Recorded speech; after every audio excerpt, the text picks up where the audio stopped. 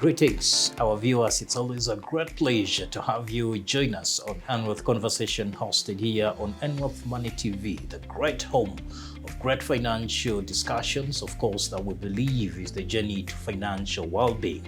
Now, it is common knowledge, if I may say so, that your financial well-being is highly attributed to the quality of decisions that you make relating to finances.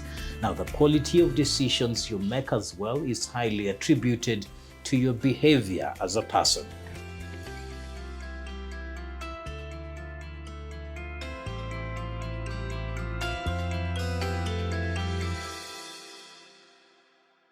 Now, today, we are diving into the great discussion to analyze your behavior as an individual and how that then affects the financial decision that you make, and to also help you correct where there is a mistake. The best way to analyze your behavior and your being is to look at the mirror or ask those who are seeing you. Now, today, I have a great mind in studio in the name of John Odegi. He is a great mirror to help us understand ourselves. Being a mental health and well-being services consultant for over 30 years, he stands the best chance to respond to our questions relating to money and behaviors. John Odegi, karibu bro to the show. Maybe introduce yourself. Thank you so much. In the best way that you can. Thank you so much, Japheth. Thank you for having hosted me here in this great forum just to discuss matters to do mental health and also even financial well-being. So you find that even in my past experiences, you find that there's a lot that has to do with our mental health and also how we even perceive and handle finances. Great. Thank you so much. Before we talk and touch the finances, Yes. the quality of decisions that I make as Japheth Otieno, Yes. do they have a psychological background? Yes. Thank you so much for that very important question. And you find that there's a lot that goes along with your decisions and also your background in terms of your mental being. So you find that your past experiences has a lot of weight in the decisions and even the quality of the decisions you make in your past, in your present, and also in your future. When you look at the social economic activities, you also find that there's also a lot that weighs in that, because if you don't have the exposure in terms of like finances, your education in finances, when you don't have the authentic networks when it comes to financial well-being, then that also even impacts in your decisions that you're going to make. When you look at also the cognitive aspects, your patterns of thinking, what's your perception about even relationships? What's your perception about money? When you have money, what do you perceive it? Is it something that has value, or is something that just comes and goes? So those are things that really impact on your decisions. Yes. Maybe concentrate a little bit on the past experiences. Yes. You've mentioned the three. Yes. Past experiences, the issue of social economic status, yes, and the issue of the cognitive ability, your perception of money. Yes. In just a minute, maybe touch a little bit of how those three affect your financial decisions. So when we talk about past experiences, maybe Japheth, we might want to explore your upbringing, because the way you perceive even your current relationships, the way you perceive money and how you handle money has got to do with your upbringing. Remember, when a child grows, they don't learn through what they hear. They learn through observations. How was your father handling your relationship with your mother? How was your mother handling money? So you find that those are the basis and the tenets that even makes a lot of impact on how we behave with our money, and also how we behave with our relationships. So in our upbringing, what were the things that we were observing? And those are the things that really makes an impact on how we handle our relationships and also even our relationship with money. Those are our past experiences. Now, when you look at the socio-economic status, you find that it has a lot of bearing on the decisions that we make psychologically. So you find that if you don't have the exposure in terms of like how you relate with others, if you don't have the skills in relationships, if you don't have the skills in managing money, and that when I say about skills, I talk about education. If you don't have the education on how to manage money, if you don't have the education and maybe the skills on how to handle relationships, then that really has a big impact on the decisions that you're going to make. So education, exposure, networking, those are very big pointers when it comes to the decisions that you make. Now, when you look at also the cognitive side, your thinking patterns, perceptions are very critical in terms of like how we manage our relationships and also how we manage ourselves in our relationships with money. So, what's your perception about money? Like, when you have money, is it a tool or maybe that is going to facilitate investments and savings? Or is it just a mere tool that comes to facilitate your spending behaviors? So those are things that we really need to really think about and also reflect upon when it comes to our decisions and also the psychology behind decision making. Wow. So how do you perceive money and all that? Yes. Now, somebody may ask from the viewers, Yes. entrepreneurship has been identified as the biggest contributor to people's wealth creation. Yes. Is entrepreneurship learned, or is it something that is naturally new? Because when you talk about education, somebody may say a school dropout is managing good money in our markets, Yes. local markets. So is entrepreneurship obtained from class, or is it something that you acquire from the world?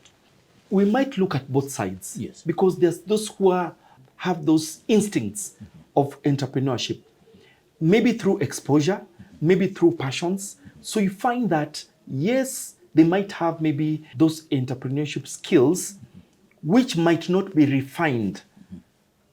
Because when I say that, is that there are those who have got that natural talent of maybe they have like a business acumen, which is just natural. But question is, when you glean and when you try to really magnify how they're managing themselves in that entrepreneurship, do they really have the skills in terms of like entrepreneurship? Because in as much as maybe they have that entrepreneurship skills, how are they managing their money? Do they have the right skills? So that is also equally important. There are those who acquire it through exposure in education. There are those who have the natural instincts and exposure in terms of maybe their upbringing or maybe their passions. So both have some weight. If I'm picking from your responses, you're saying you're either good because you learned it from your fathers or whoever you grew up with, or you're good because you acquired it in class, Yes, or because of the exposure, yes, or you're good because of your perception, which speaks into the passion yes, that brings that. So John, you're pointing me to an interesting thing, that yes, they may know how to make the money, yes, but there may be a gap on how to manage the money. Is that true? which is a very good pointer, because you find that you might be naturally inclined to do business. But question is, when that money comes, when you make those business deals, when you sell your products, when that money comes, at times it's not the money that's the problem. It's our lack of skills in financial management. That's the problem. So question is, the big question here is not the money you're making. The question is, when that money comes, how do you handle it? That's the big question. You might be talented in business. You might have acquired entrepreneurship through maybe going for classes and all that. But question is, after maybe you've acquired all that knowledge and you've made that money, it has come, it is with you. what's your perception about that money? What's going to be your relationship with that money? That's a very big question that we really need to maybe explore and think deep. The question might not be what we are making. The question is, what do we do with the money that we've made? That is the problem. That is the big question that we need to really explore. Wow. So you may make the money. It's true, you may make the money, and when the money comes, it may either make you or it can break you. Exactly. Wow. Thank you. Now, let's go back to the issue of behavior.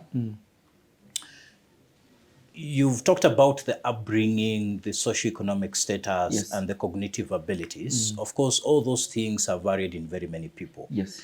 And it is drawing me to a conclusion that we all have different personalities depending on those three issues. Maybe talk about the specific personalities that affect our financial management skills. So we have 4 personalities. There's the enterpriser, there's the socialite, there's the contemporary, there's also the minimalist.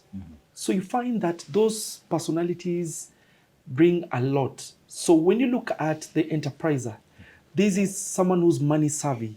They save and they pay themselves first, and they're very much aware about financial matters. The socialite, they live for today. They don't care. They live with that motto of tomorrow is going to take care of itself. There's also the minimalist. These are people who have an uncluttered lifestyle. They tend to save a lot. There is also the contemporary. Now, with the contemporary, you find that they handle money emotionally. These are the ones that if you come with an emotional issue to do with money, they give out of emotions. Basically, they don't have the money planned. So anything that is emotive, they respond with money. So you find that those are the 4 major personalities when it comes to money. There's the socialite who lives like a high lifestyle. They live for today and they have that motto, tomorrow is going to take care of itself. There's the enterpriser. This is someone who's money savvy. They're really aware of how to manage their money. But question is, in the midst of all that, you find that there are still gaps. In as much as maybe even that enterpriser might maybe be money savvy, but you find that there's a lot of gaps when it comes to managing their money. So maybe you want to identify the strength in each of those 4 personalities, like with an enterpriser, what do they stand to enjoy and what is their weak link? And then, Okay. just a little bit about yourself. Yeah. Thank you so much. And you find that in that enterpriser, the personality of an enterpriser, the money savvy, they're very much aware and maybe how to maybe manage the money and maybe how to save. But they might also have a gap. And maybe that gap might be, are they paying themselves? They might be so much into investments and savings to the point where by now their lifestyle is all about chasing money. But at what point do they sit down and say, hey, you know what? I'm also a human being. I need to pay myself first. So are they also enjoying that money in the process of chasing that money? Now, with the socialite, maybe they might not have money worries. Maybe they might be big spenders. But question is, the gap is, what about tomorrow? What if something happens like sickness? What if something happens like they're not in a capacity maybe to enjoy that lifestyle? What happens to them? What happens to the money that they could have invested and saved for a rainy season? Because in our lives, we have different seasons. There's that season of bounty. When you have that season of bounty, what are you doing with that money? There's that season where you don't have maybe much that is coming in terms of like money. So if you are not maybe invested or maybe saved and you spend all that money, what's going to happen to you when you don't have maybe money to spend, especially in that season of maybe money is not coming in? When it comes to maybe a minimalist, you find that They are more worried about tomorrow, that they save so much to a point whereby now they're so much afraid of spending. Any money they have, they're only saving. But question is maybe saving the only way of managing money? There are other avenues of maybe investing money. Maybe they might not be exposed to other avenues of investing. Maybe we might talk about maybe stocks and all that. Are they aware of other tools of maybe investing money? So question is, how can they be made aware to take risks, calculated risks, not just risks? So they also need to onboard someone who can make them aware of the strengths in their personality. It's a good thing to be a minimalist, but at the same time, can they also be risk takers and also take calculated risks? There is also the contemporary. Now, you find that this is a personality where someone makes decisions based on emotions. So you find that they're not always assertive when it comes to handling their money. They handle their money based on emotions. If they hear maybe someone, maybe something has happened somewhere, you find that they're so quick to wipe out their savings because of their emotions. So that kind of person also needs to onboard a professional to help them manage their money and also just make them aware on how their emotions can impact on their financial spending. Yes. Good. Now, if I wanted to know where am I a socialist? Am I an enterpriser? All Yes. those things. Is there a way I can quickly do it, or do I have to scientifically measure myself? Which is a very good question, and which brings me to my point, to a very, very big point that we need to explore. Self-awareness. For us to know our personality, we need to be self-aware. So self-awareness will also make you aware of your personality. Now, the moment you're aware of your personality, that can now help you explore what are the gaps you need to fill in your personality. So self-awareness in terms of like financial matters is key in understanding how does your personality affect your finances? How does your personality affect your decisions when it comes to managing and handling and even having a relationship with your money? Yes. So how do I get to know myself? How do I get to a point of self-awareness? You might need to maybe engage professionals, maybe a financial coach who can really explore how is your background, how are you making your decisions, how is your personality affecting your finances. So you might need to engage a coach or maybe a financial manager or someone who has the financial tools that they can make you aware of, so that now you can really know what's your personality. You might not know your personality alone. You need to engage maybe professionals in financial management that can really bring out that personality, or even a psychologist who can really bring out that personality so that you are aware of your personality. Yes. Do you trust any forms or online whatever that you have done before with people that I can quickly go to and do it as I'm waiting to meet my psychologist or whoever is a consultant? Thank you so much for that question. Yes, there are those tools. I might say yes, you can go online, maybe to just listen and just watch videos on clips to do with finances. However, we need also to be realistic. We need to have a one-on-one with someone who's going to take you through the steps and the journey towards financial freedom, and also the steps towards being self-aware and also knowing your personality. Yes, you might go and watch maybe videos and maybe go online. However, you need also a personalized coach who can really explore with you your personality, and the tools that can really help you in managing your finances. Yes. Very important. You're pointing us to one of the football principle where they say every player has a coach. Yes. And so every financial player must have a coach. Yes. Good. Yeah, so thank you very much, John, for those great responses. Thank you. I think we have gained a lot from Thank that you. conversation. And we also thank you, our viewer, for staying on. And I hope that by the end of this conversation, you know whether you are an enterpriser, you are a socialist, you are a minimizer, or you are a contemporary person. As he has mentioned, it's first of all good to start with self-awareness. Once you know yourself, you identify your strength, you identify your weaknesses, you are able to move forward.